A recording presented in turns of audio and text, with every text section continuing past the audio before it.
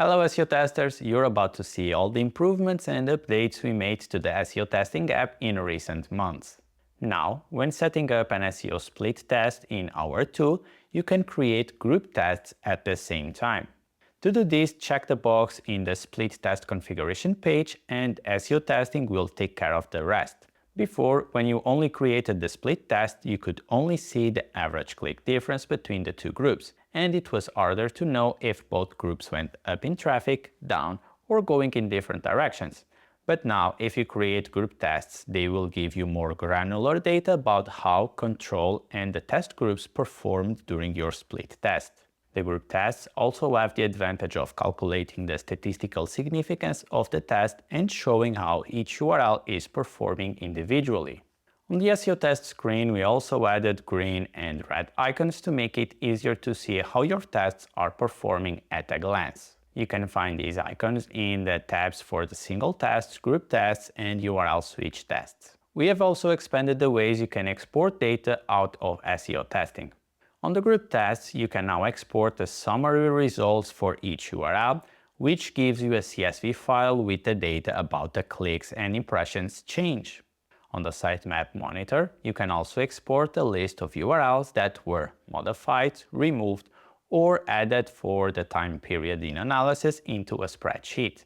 The third place we added an export option was in the dashboard. Now you can see an export button that lets you export the daily data for your site, including clicks, CTR, impressions, average position, and ranking buckets.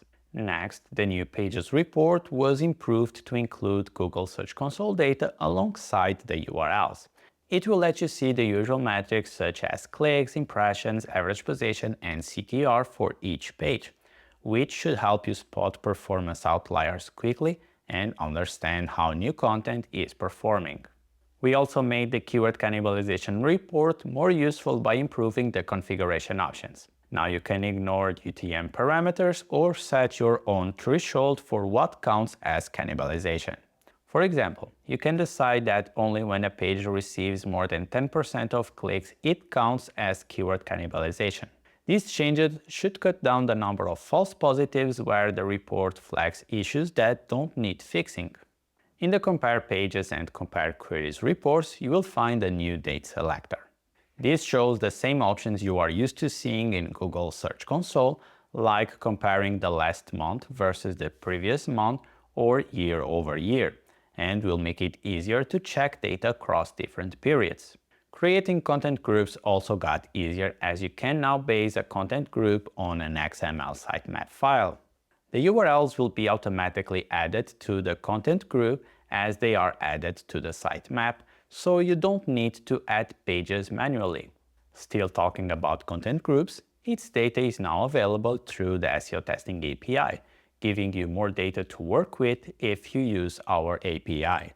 The rank tracker also received an update as it no longer requires a target URL for each keyword you wish to track.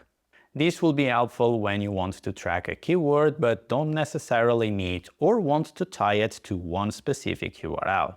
All of these updates are live and available to all customers. If you want to try SEO testing or have used it in the past and want to give it another go, use the link in the description for a 14-day trial, no credit card required. Thanks for watching.